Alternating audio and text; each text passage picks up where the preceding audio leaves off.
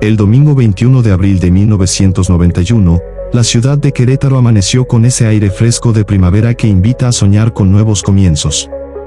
En el corazón del centro histórico, donde las iglesias barrocas custodian historias centenarias, la boutique Marfil y Seda de Doña Esperanza Cortés abría sus puertas para recibir a las novias más exigentes de la región. Ese día llegó Laura Fernández Castro, una joven de 24 años que trabajaba como bibliotecaria en la Universidad Autónoma de Querétaro.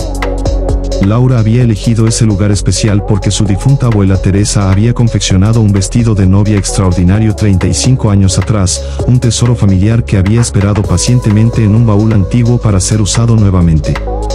Laura había crecido en el barrio de San Francisquito, donde las casas coloniales con patios llenos de bugambilias y fuentes de cantera contrastan con el ritmo acelerado de la vida moderna. Su novio, Miguel Ángel Torres, era arquitecto y trabajaba en la restauración de edificios históricos en el centro de la ciudad. Habían decidido casarse el primer sábado de mayo, cuando el clima sería perfecto y los jardines de Querétaro estarían en su máximo esplendor. La pareja había planeado una ceremonia íntima en la iglesia de Santa Rosa de Viterbo, seguida de una recepción en un antiguo convento convertido en jardín de eventos. Todo parecía perfecto, como si el destino mismo hubiera conspirado para unir sus caminos en el momento exacto. Aquella mañana soleada, Laura llegó a la boutique acompañada de su madre, Rosa María, y su prima hermana, Daniela. El vestido que llevaban consigo era verdaderamente una obra maestra del arte textil. Estaba confeccionado en seda marfil con detalles bordados en hilo dorado que formaban patrones de pájaros y flores, un trabajo minucioso que había tomado casi un año completar. La abuela Teresa lo había creado con sus propias manos antes de partir de este mundo 2 años atrás, dejando instrucciones específicas de que Laura debía usarlo en su boda. Cada puntada llevaba el amor de una abuela que soñaba con ver a su nieta convertida en esposa, aunque el destino no le permitió estar presente físicamente en ese momento tan especial. Doña Esperanza era una mujer de 58 años que había dedicado toda su vida adulta al negocio de vestir novias. Con más de 30 años de experiencia, había visto de todo en su boutique. Novias nerviosas, madres lloronas, suegras controladoras, hermanas celosas. Pero siempre mantenía su profesionalismo y su calidez característica, esa hospitalidad queretana que hace sentir a todos como parte de la familia. Cuando vio entrar a Laura con su vestido envuelto en telas protectoras, sus ojos se iluminaron con genuina admiración. El trabajo de la abuela Teresa era excepcional, de esos que ya no se ven en estos tiempos modernos donde todo se produce en masa y se pierde el alma artesanal. La boutique estaba decorada con elegancia sencilla. Espejos antiguos con marcos dorados reflejaban la luz natural que entraba por los ventanales coloniales. El aroma de gardenias frescas perfumaba el ambiente, mezclándose con ese olor particular de las telas finas y los perfumes delicados. Las paredes estaban pintadas de color crema y adornadas con fotografías en blanco y negro de novias que Doña Esperanza había atendido a lo largo de las décadas. Cada rostro contaba una historia, cada sonrisa capturaba un momento de felicidad pura que trasciende el tiempo. El suelo era de loseta de barro tradicional, pulida por años de pisadas y que brillaba con el cuidado constante de su dueña. Rosa María no podía contener la emoción al ver el vestido que su madre había creado con tanto amor. Sus manos temblaban ligeramente mientras lo desenvolvían con cuidado reverencial, como si estuvieran develando una reliquia sagrada. Daniela, que había sido la confidente de Laura durante todos los preparativos de la boda, sonreía con esa mezcla de alegría y nostalgia que acompaña a estos momentos trascendentales. Doña Esperanza las recibió con té de manzanilla y galletas de mantequilla mientras preparaba el probador ubicado en la parte posterior de la tienda.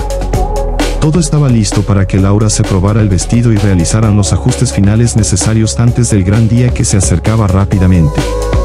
El probador era un espacio amplio pero acogedor, separado del resto de la boutique por gruesas cortinas de terciopelo color vino. No tenía ventanas porque estaba ubicado en el centro del edificio, una característica arquitectónica común en las construcciones coloniales de Querétaro. La única entrada y salida era precisamente esa cortina que daba al salón principal. Dentro había un espejo de cuerpo completo con marco barroco, un pequeño banquillo acolchonado y ganchos de bronce en la pared para colgar la ropa. La iluminación provenía de una lámpara de araña antigua que creaba una atmósfera casi mágica, perfecta para que las novias se sintieran como princesas durante esos momentos especiales de preparación. Laura entró al probador con el vestido cuidadosamente doblado en sus brazos. Su madre y su prima se quedaron afuera, conversando con doña Esperanza sobre los últimos detalles de la boda. Se escuchaban las risas de Laura mezcladas con el sonido suave de la tela deslizándose mientras se cambiaba. Todo transcurría con normalidad, con esa atmósfera de celebración anticipada que caracteriza estos momentos previos a una boda.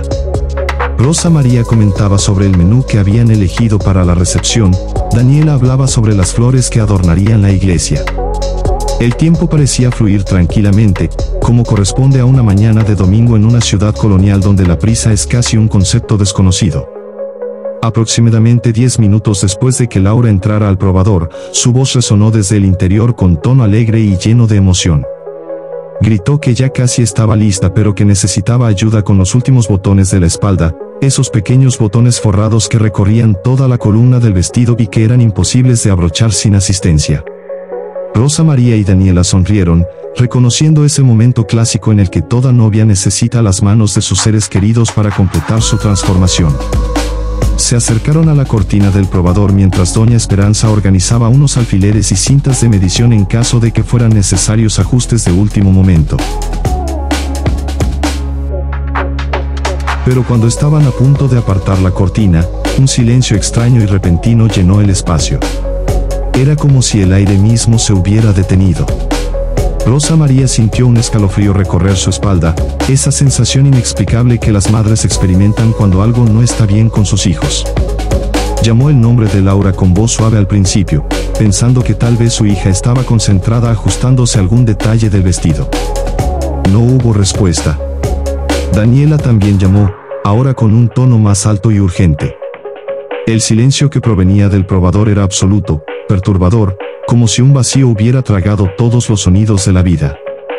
Con el corazón latiendo cada vez más rápido, Rosa María apartó la cortina de terciopelo de un movimiento decidido. Lo que vieron en ese instante desafiaría toda lógica y razón. El vestido de novia colgaba perfectamente de su gancho en la pared, intacto, como si nunca hubiera sido tocado.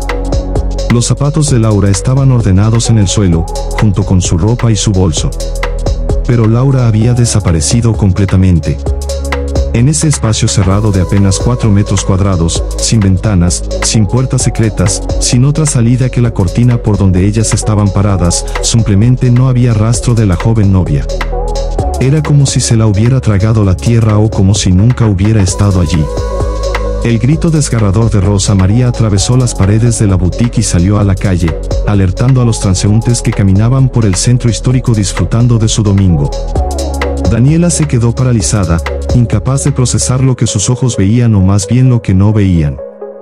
Doña Esperanza corrió hacia el probador con expresión de incredulidad total. En todos sus años manejando la boutique, jamás había experimentado algo remotamente parecido a esto. Las tres mujeres comenzaron a revisar cada rincón del pequeño espacio, buscando alguna explicación racional. Movieron el espejo, revisaron las paredes, golpearon el suelo buscando compartimentos ocultos. No encontraron absolutamente nada que pudiera explicar la desaparición de Laura. La histeria se apoderó del lugar. Rosa María corría por toda la boutique gritando el nombre de su hija, abriendo puertas, revisando cada rincón, cada armario, cada espacio donde una persona pudiera esconderse o haber caído accidentalmente. Daniela llamó inmediatamente a Miguel Ángel, el novio, quien no entendía nada de lo que su futura prima política intentaba explicarle entre sollozos. Doña Esperanza, tratando de mantener la calma profesional, revisó sistemáticamente su bodega, el baño, el pequeño patio trasero donde almacenaba cajas vacías y materiales. Laura simplemente no estaba en ninguna parte. Era como si hubiera sido borrada de la existencia en un abrir y cerrar de ojos. La llamada a las autoridades se realizó aproximadamente 20 minutos después de descubrir la desaparición. Llegaron 2 patrulleros de la Policía Municipal de Querétaro con sirenas sonando, alertando a todo el vecindario de que algo grave estaba ocurriendo. El capitán Fernando Ruiz, un hombre de 45 años con 25 años de servicio policial, descendió del vehículo con expresión seria pero escéptica. En su experiencia, la mayoría de las desapariciones reportadas tenían explicaciones simples.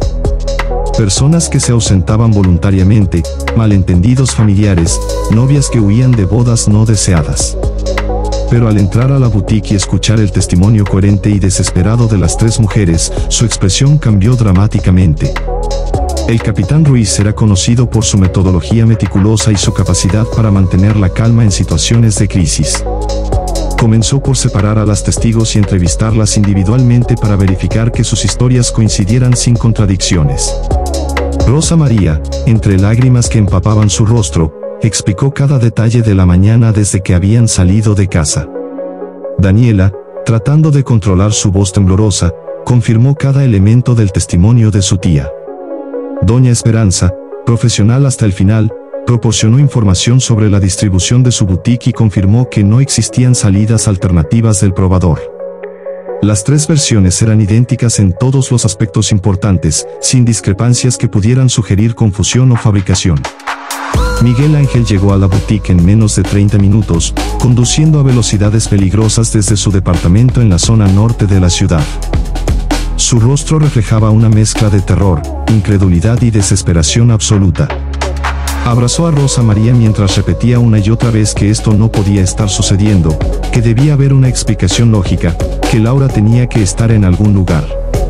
El capitán Ruiz lo apartó gentilmente y comenzó a hacerle preguntas sobre la relación con Laura, sobre posibles problemas o conflictos recientes, sobre cualquier razón que ella pudiera haber tenido para desaparecer voluntariamente.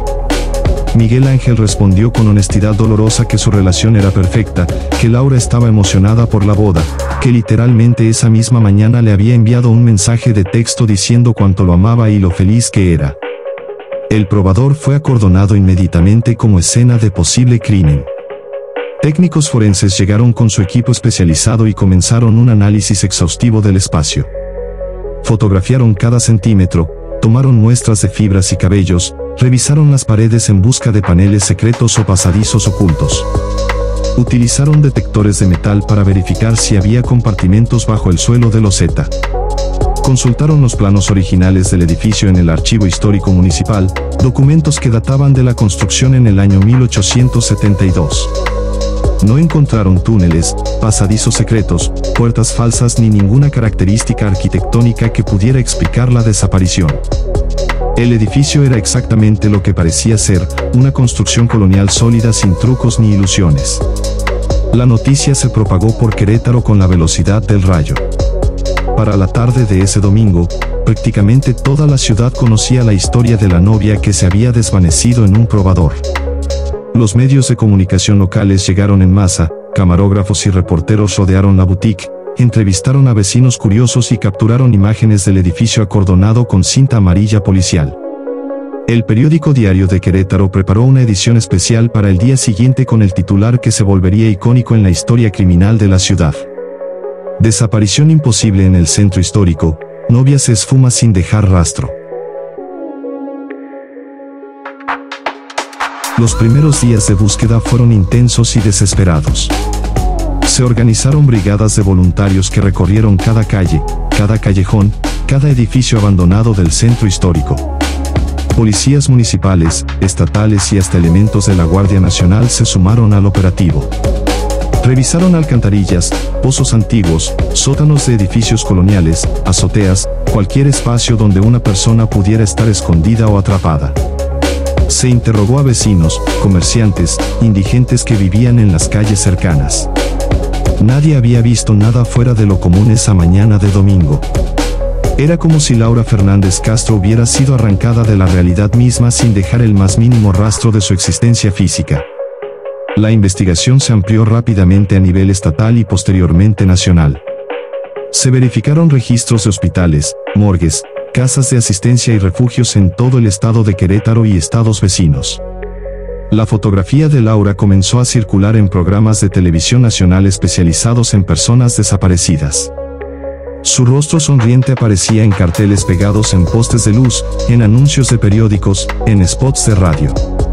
Miles de ojos buscaban a la novia desaparecida, pero ninguna pista sólida emergía del mar de información que llegaba a las autoridades.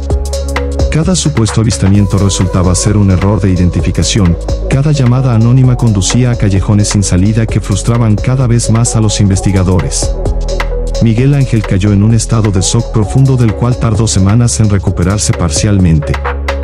Dejó su trabajo temporalmente, incapaz de concentrarse en planos arquitectónicos cuando su mente solo podía pensar en Laura.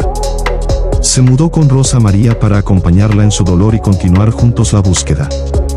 La casa se convirtió en un centro de operaciones improvisado, con mapas de la ciudad cubriendo las paredes, fotografías de Laura por todas partes, listas de lugares por verificar que crecían constantemente. Ambos dormían pocas horas, consumidos por la angustia y la necesidad desesperada de encontrar respuestas que parecían no existir en este plano de la realidad. La familia de Miguel Ángel también se sumó completamente a los esfuerzos de búsqueda. Sus padres, don Alberto y doña Patricia, habían aceptado a Laura como una hija desde el momento en que su hijo la presentó 2 años atrás. La boda había sido esperada con inmensa ilusión por ambas familias, que se habían integrado maravillosamente durante los preparativos. Ahora esa alegría anticipada se había transformado en una pesadilla compartida que los unía en el dolor y la incomprensión ante lo sucedido. Doña Patricia pasaba horas con Rosa María, ambas madres unidas por la tragedia, rezando rosarios interminables y apoyándose mutuamente en los momentos más oscuros. Los meses pasaron lentamente, cada día arrastrándose con la pesadez del sufrimiento sin resolver. El caso generó todo tipo de teorías entre la población. Algunos hablaban de secuestro, aunque no había llamadas pidiendo rescate ni ninguna comunicación de los supuestos captores. Otros sugerían que Laura había huido voluntariamente, pero esta hipótesis se desmoronaba ante las evidencias abrumadoras de su felicidad y estabilidad emocional documentadas por decenas de testigos. Los más supersticiosos murmuraban sobre fenómenos paranormales, portales dimensionales o maldiciones antiguas asociadas con edificios coloniales. Las autoridades descartaban públicamente estas especulaciones mientras continuaban con investigaciones basadas en métodos científicos y racionales que no producían resultados.